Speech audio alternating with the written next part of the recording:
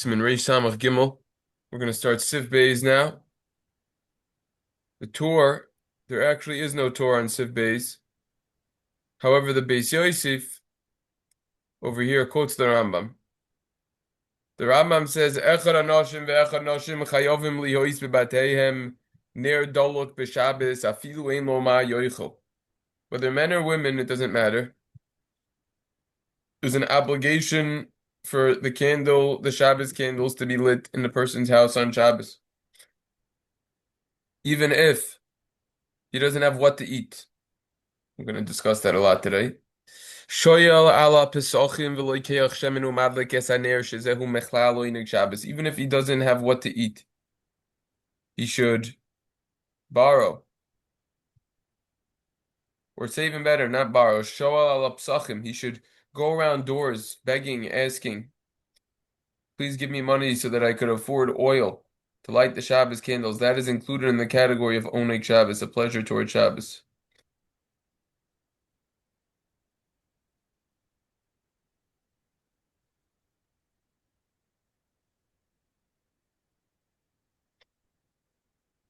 This is the Beis Yosef. Comes along the Shulchan Aruch in Sif Beis and says, Echad anoshim ve'echad anoshim chayovim liyoy bebateihem ner daluk b'Shabbos afilu ein lo ma yoichel l'shalal b'sachem v'lokech shemnu madlik etz haner shezeh b'chalonik Shabbos. So, word for word what we just said, the Shulchan Aruch quotes.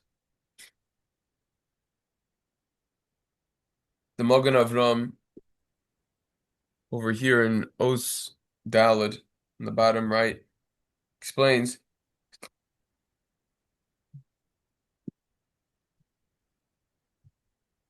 when the Shulchan Aruch said, you don't have what to eat. So now you need to buy something to eat. For sure, eating comes before. However, if you have bread, that's enough. Then the Shabbos candle will come before other food. But bread comes first. You need to eat bread. You need to knock on the doors. The Magen Avram Hay says, Duhu ikir su'uda Shabbos. Having candles is a main part of the Shabbos meal. Etc. It's not included in what the Gemara Psachim Kuf Yud Beis says, make your Shabbos weekday and don't come on to needing other people. Magadim over here in the Eishel Avram and Os Hay references Simin Tafresh Ayin Aleph. Could be also Tafresh Ayin Ches. We'll see more about that. Moicher Ksusa, you have to sell your clothing. He says, Ya Ayin Sham, look over there. It's very interesting if you pay close attention to the language of the Pri Megadim. The way that he's quoted is really not so simple. I think that the Machasisa Shekel speaks this point out a lot more. The Machasisa Shekel, right, because it's the Magen Avram in Hay, at the end said, Ayin Reish Simin Tafresh Ayin Aleph. Look in the beginning of Simin Tafresh Ayin Aleph. So the Machasisa Shekel over here speaks out, Shekosav Sham, Shesorach Limchor Malbusho Kadei Liknois Ner Chanukah. You have to sell your clothing in order to afford the menorah, candles for the menorah, oil for the menorah on Chanukah. Near Shabbos, the Odif Mener Chanukah, Kamo Shekosav Posiv Gimel. And the Shabbos candle is in fact better than the Chanukah candle, like we're writing over here. Kol Shekain Shesorach Limchor Malbushoi L'Sorach Ner Shabbos. So then certainly one would need to sell his clothing for the needs of Shabbos. So we see from over here that you even need to sell your clothing in order to afford Shabbos clothing, because if by Hanukkah you need to do it, then certainly over here. That's the Pri Megadim over here. That's the Machasisa Shekel rather. That's what he says. So that's pretty much everything that we tackle on the actual page of the Shulchan Aruch itself. Now we're going to move on to the Mishnah Berurah. Mishnah Berurah speaks out this idea that we just discussed. He says, look later on in Siman Tafresh Ayin Aleph, the Moicher Ksusoi. You have to sell your clothing. He says, Hu Adin Hachad, the same would apply over here, and he quotes the Pri Megadim, which is interesting. He doesn't even quote the Machasisa Shekel, but Could be that the Machzis Shekel is more as a just a commentary on the Magen Avraham, whereas the Pri Megadim is its official own work, not attached to the Magen Avraham. Could be the explanation behind this. Mishnah Berurah and Tez says, "Eina kavana de in lo klam al yoicha." We're not talking about a scenario in which you have absolutely nothing to eat whatsoever. The bazeh mutav sheyachzor ala pesachim kedei liknois lechem l'Shabbos tiyakayim bazeh mitzvahs kiddush v'gam ikir suda Shabbos. Because regarding that scenario, it would be better that you should go knocking on people's doors in order to buy bread for Shabbos, because you will fulfill the mitzvah of kiddush, tiyakayim bazeh mitzvahs kiddush v'gam ikir suda Shabbos, and you will fulfill the main Shabbos meal. Ella kavana, right? So bread comes first, right? Challah comes first. If you literally don't have anything, challah is number one because you fulfill the mitzvah of kiddush, and it counts as your Shabbos meal. So you're really using it for a lot. You can also say hamotzi, you're using it for lechem mishnah, right? So you're doing a lot with that challah. Ella hakavana, rather the intention over here is she'ein lo le'echol mishel atzmo shehu misparnes bekupas hastaka. You don't eat from what's your own. You get your stucca. You get your money from the stucca box. Afilu hach, even so, sarich li'ishtadel lahasig gam ke'ner l'Shabbos. You need to strive to get a Shabbos candle. That's the idea over here. Even though you get supported from the charity box. Umi sheyesh lo ma'os misum samim. Someone who has an exact amount of money. Mitzvahs lechem l'seuda Shabbos koydem l'kol. The mitzvah of bread for the Shabbos meal comes before everything. Like we just said, V'ner l'Shabbos koidim likach mishar ma'achalim. And the Shabbos candle comes before other food items. So the bread slash the challah comes first, and then afterwards we have the Shabbos candle, and then afterwards we have the other food items.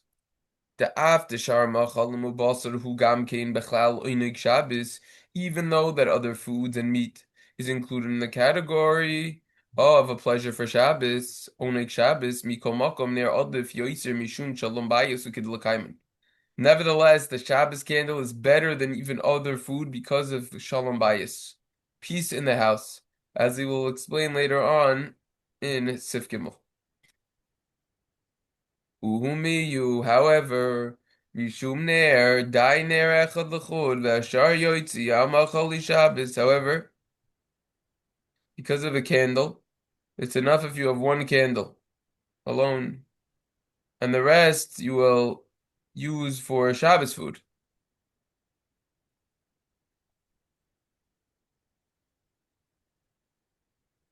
This is actually a very important line.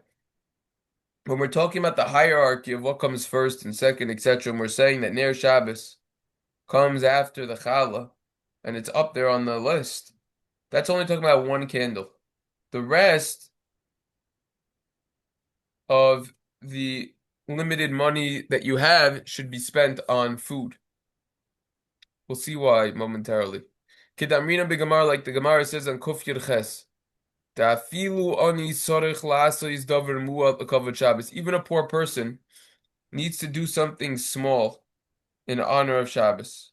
V'ayin b'masha chasavnu la'el, Simin Reish Mem Beis, Mishnah Berurah, look earlier in Simin Reish Mem Beis, which we already learned. Al Psachim, he has to go around on the doors, do Iker Oinig Suda Shabbos, because this, having a nair, having a candle for Shabbos, is the main part of a pleasure for the Shabbos meal. Umiyu, however, Ein Sorich Lazer Rak Bishvil Ner Echad. You only need one candle for this. You only need one candle for this over here.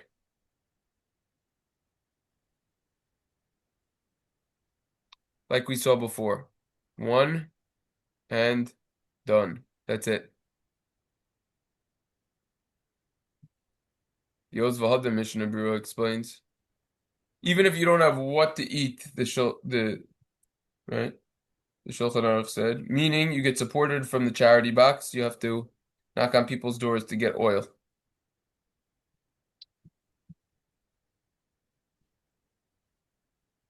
We're not talking about, explains the Mishnah Berurah, explains the Oz V'Hadar Mishnah Berurah, explaining the Mishnah Berurah, that you're knocking on people's doors in order to buy oil for your candles.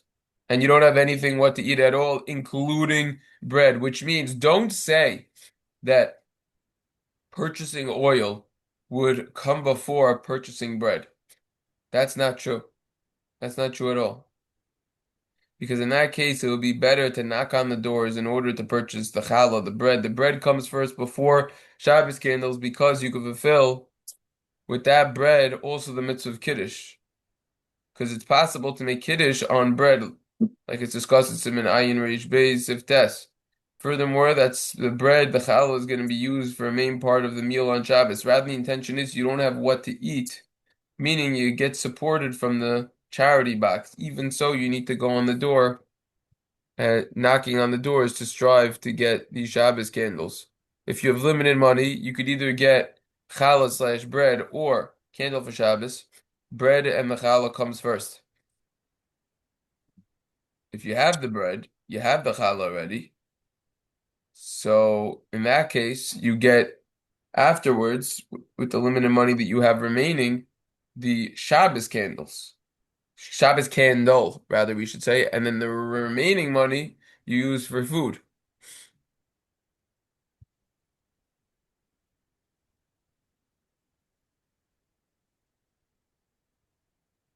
Why? Because Shalom Bayis. When you light the nair, there's another reason why we light the candle. In addition to the Oneg Shabbos, the covered Shabbos, it's so that there's going to be tranquility, there's going to be peace in the house.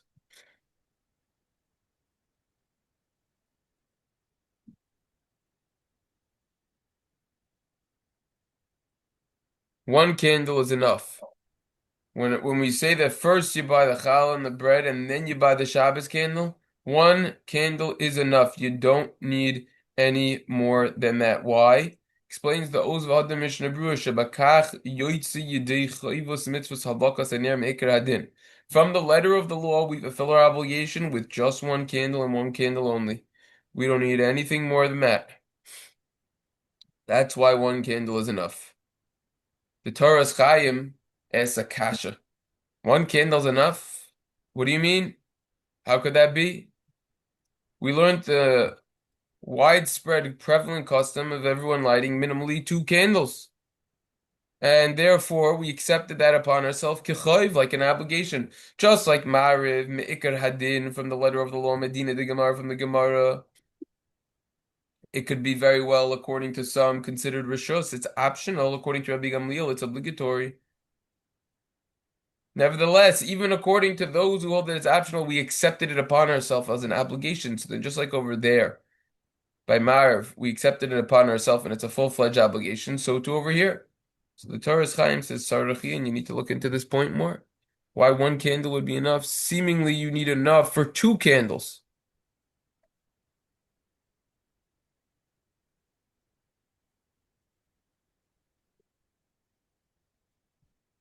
It's a good question.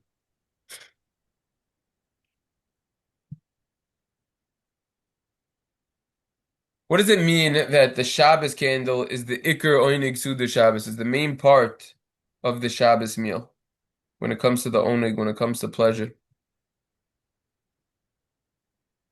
That's what it means. It means that it's an integral part of the Suda.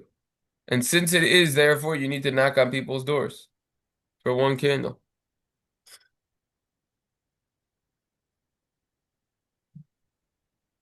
It adds something to the meal on Shabbos.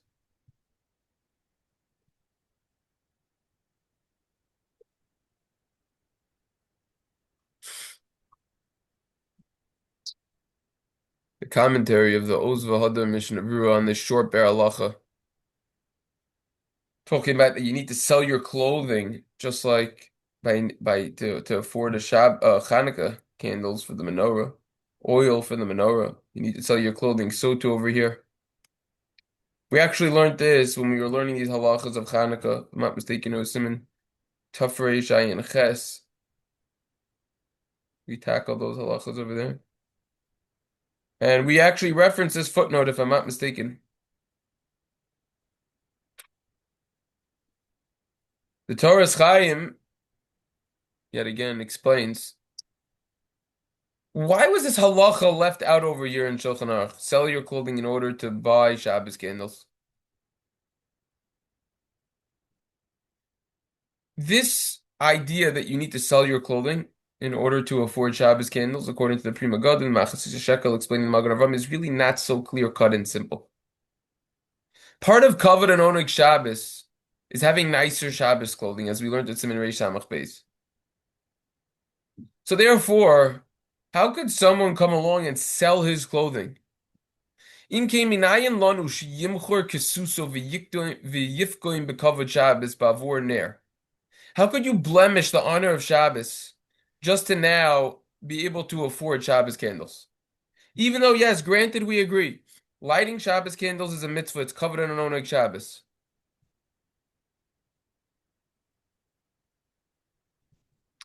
But how are we saying forego one mitzvah, aka the mitzvah of special Shabbos clothing, for another mitzvah, aka of Shabbos?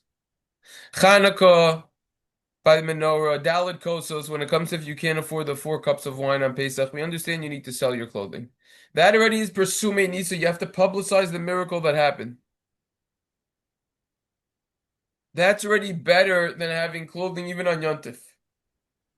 But over here, who said so? Now we have another reason for the Shabbos candles, which is Shalom Bayis, peace in the house.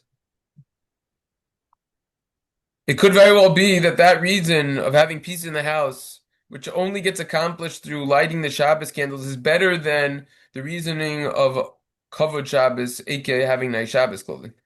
And therefore, you would in fact sell your clothing for in order to afford the Shabbos candles.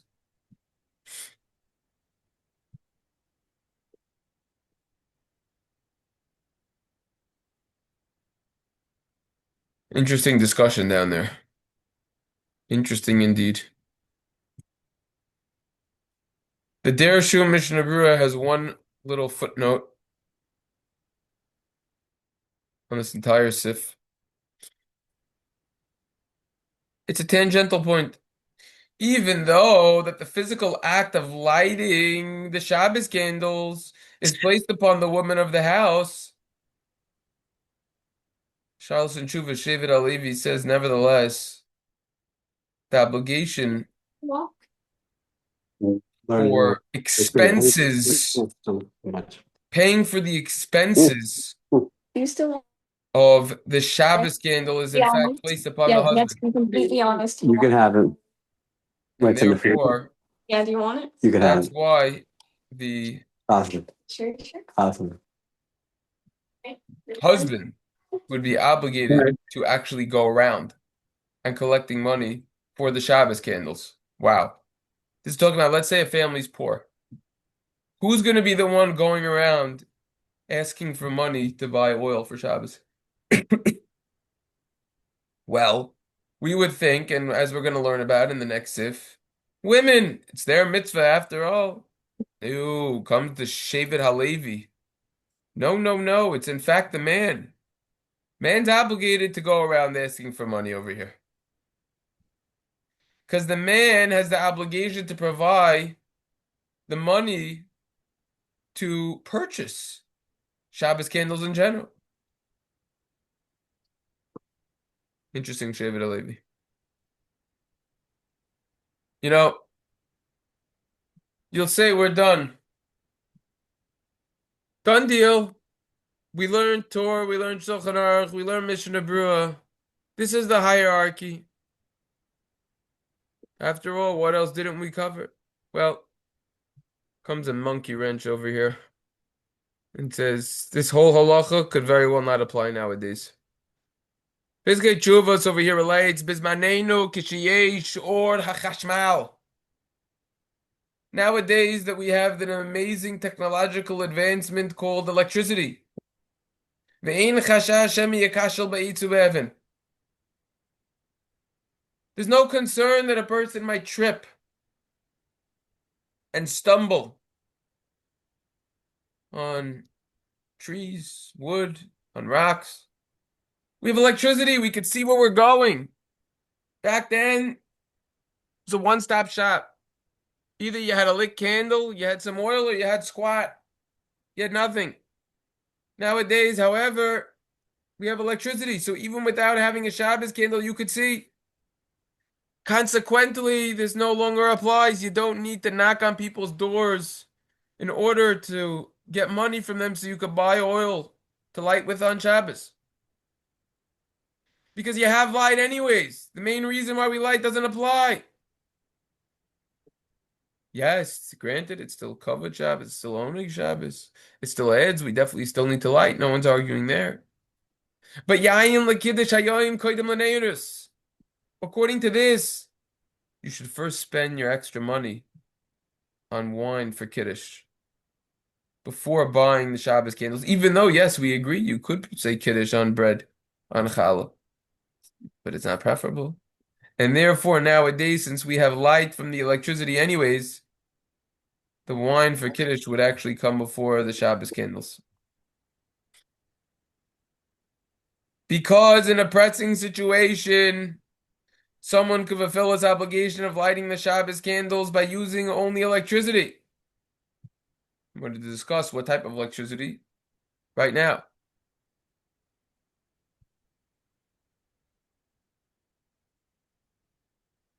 So according to this, we have a new hierarchy. Chal is still first. But now Yayin is going to be up there.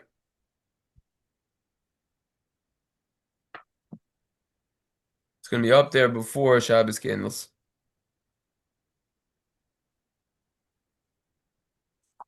However, we have an argument among the great rabbis nowadays. Are you allowed to say a bracha of lahadlik ner shel Shabbos on electricity when a person does not have any candles or any oil?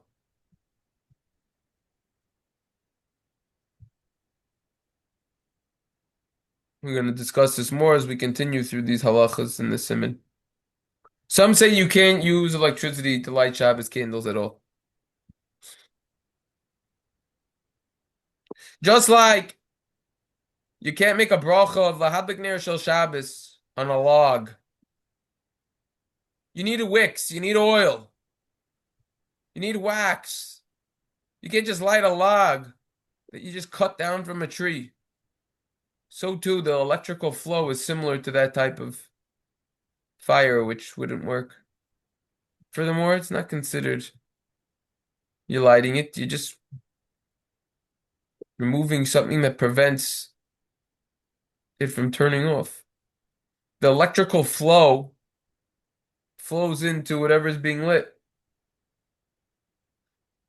It's similar to, you can compare this to something that's lit, but it's covered with a curtain. Now you remove the curtain and it provides light. You can't make a bracha on that. Furthermore, when you turn on an electrical light, that's not all you. That's not all because of your actions.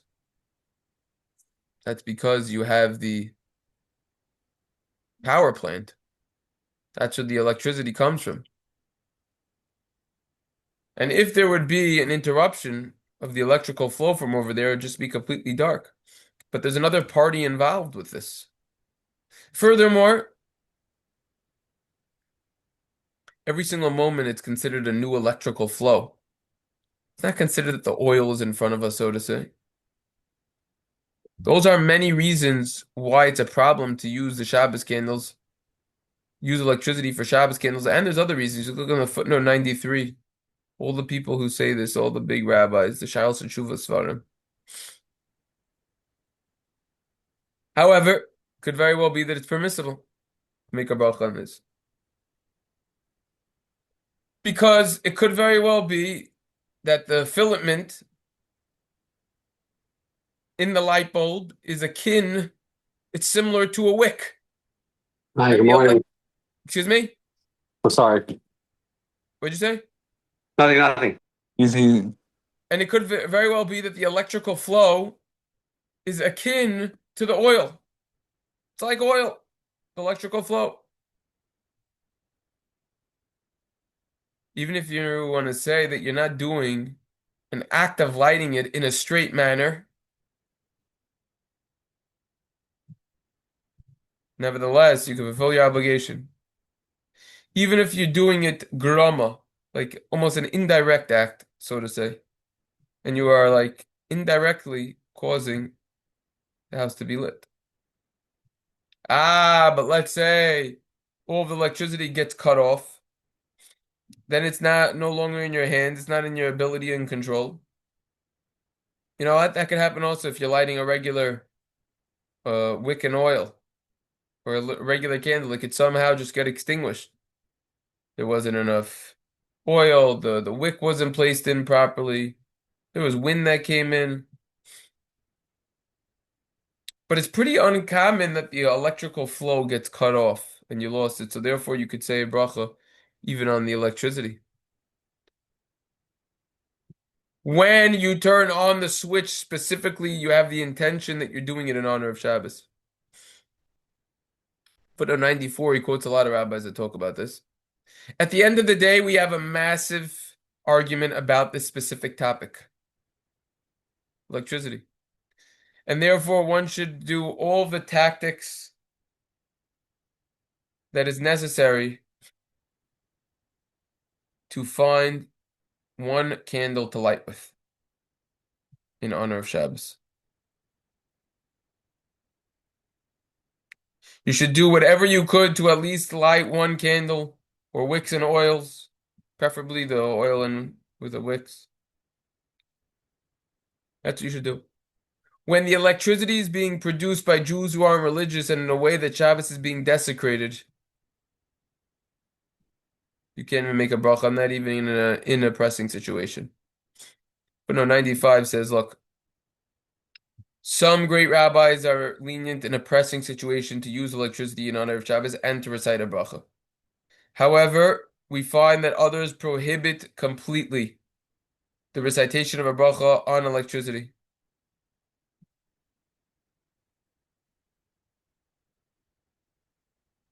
Furthermore, even according to those who permit making a bracha on electricity, that's specifically talking about if there's a filament, aka what we call an incandescent light bulb. However, if it's a fluorescent light bulb, LED, where there's no what's called coal and fire, there's no gacheles ve'esh filament.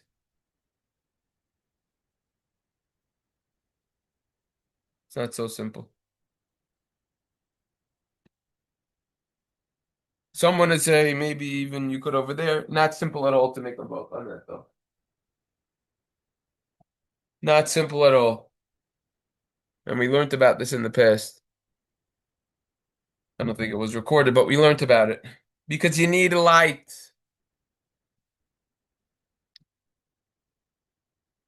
Excuse me. Some permit even any type of light bulb because you need light. You have light. You don't need the filament. You don't need something that's similar to the coal and the fire. But most seem not to say that way. It's interesting how he's presenting it perhaps a little lenient over here. Not so simple at all. Shmir Shabbos Kelchos, the Or Letzion, they both write if you have a light, an electricity, an electrical light that is being produced through a generator or through batteries, such as a flashlight, that you can make a bracha on because you don't need anyone else's involvement with that. You have, I think it's called a Tesla power wall. You have other sorts of amazing technological advancements which could store a tremendous amount of excess electrical energy into a sort of electrical box for even 5, 10 days, even for a couple days in case there's ever a blackout. Then you could just use it and then it gets recharged after more energy goes in, so that you could be more lenient with if you would have that. Um, I think we discussed this when we learned Havdalah. If I'm not mistaken, we discussed using the electricity and everything and saying a bracha on it with the light bulbs.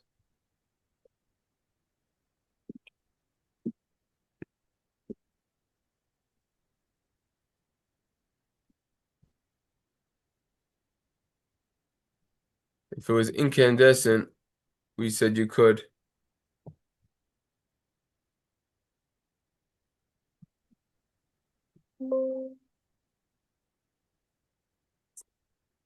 Okay. I actually just pulled up my notes to Simin Tough, to Simin, excuse me, Reish Sadi Ches Sif Tesvav.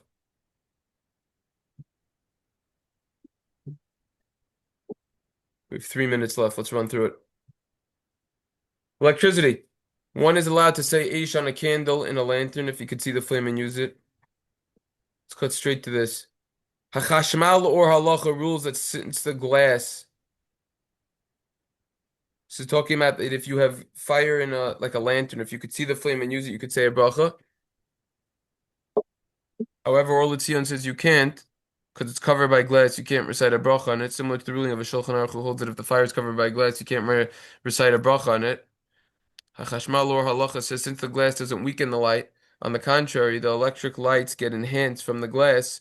One could recite a bracha on this. This is why Rav Chaim Ozer Grudinsky recited the bracha Breimer Aish on electricity. However, in places where Jews work at the power station on Shabbos, it's prohibited to recite a Breimer Aish on that electricity. Since the electric flow or current came from a sin, furthermore, you're not allowed to recite a bracha Breimer Aish on fluorescent lights since it isn't considered fire. If someone recites a bracha on this, it's a bracha levatel, a bracha in vain. Similar to the Rogachover rules, then one can recite a Breimer Aish on electricity after Shabbos. One should turn off. Okay, that's something else. So look, end of the day, there's going to be a difference, whether it's incandescent or fluorescent slash LED. Fluorescent lights, we said was a problem, as well as incandescent, as well as LED. However, incandescent, you would be able to make a bracha on.